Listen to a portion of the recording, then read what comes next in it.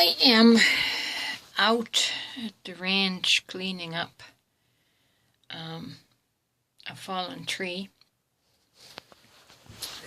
And anytime I get out in nature, the authentic, the organic soul begins to speak. And I got to thinking, not really thinking, the thinking part is now, it's happening now, as I articulate it. But the impression came to me that about the system in this world, right? How we rail against the system, and we want the system to dissolve. But because we are so prone to always just look at surface symptoms and never actually treat the root cause, we keep pointing the finger at the wrong problem.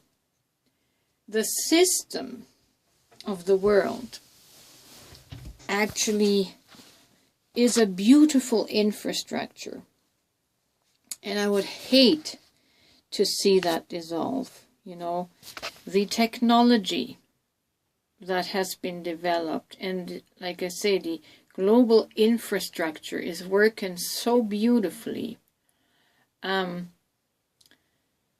If we can heal the root cause of all of our problems, which is a wounded ego, overinflated ego, trauma wounding in the psyche and the emotional body, then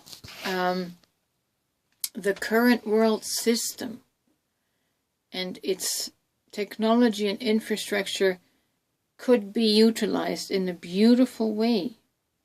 Like, don't you think it's really beautiful for me to be able to communicate with you on YouTube and on Facebook, how we can connect, how we can foster and expand consciousness with each other? These are the positive sides of the system, right? We don't want this system to go down. We don't want this simulation to be dissolved. We don't need to dissolve any of that. What we need to dissolve is our trauma. We need to heal our trauma wounds. We need to dissolve or diminish our super and hyper-inflated wounded egos that is so focused on self, like the wounded self, that only takes care of itself at the peril of others. You know, that always looks out for number one, without any empathy and compassion for others. That is because of wounding. Wounding in the soul, wounding in the emotional bodies, childhood trauma, right? And so we're always, every human being is always in fight or flight mode. We either fight someone or we run away from someone and keep our distance. That is the problem, not the world system. The world, what has been developed so far is beautiful. If only we could live from a healed place where we don't feel threatened in our existential security, where we have to go to war with someone else because we feel threatened by them, and vice versa. We only feel threatened because internally we are insecure because of all the wounding and the trauma and the abuse that we have received as children, right? So we don't need to pray for the system to collapse. We need to pray for our ego to collapse. Like someone was saying once, the whole world should try mushrooms or psilocybin, and all our problems would be solved, because the mushrooms have the effect of dissolving your ego, right? ego, an inflated, super wounded, super hyper ego is the problem behind everything.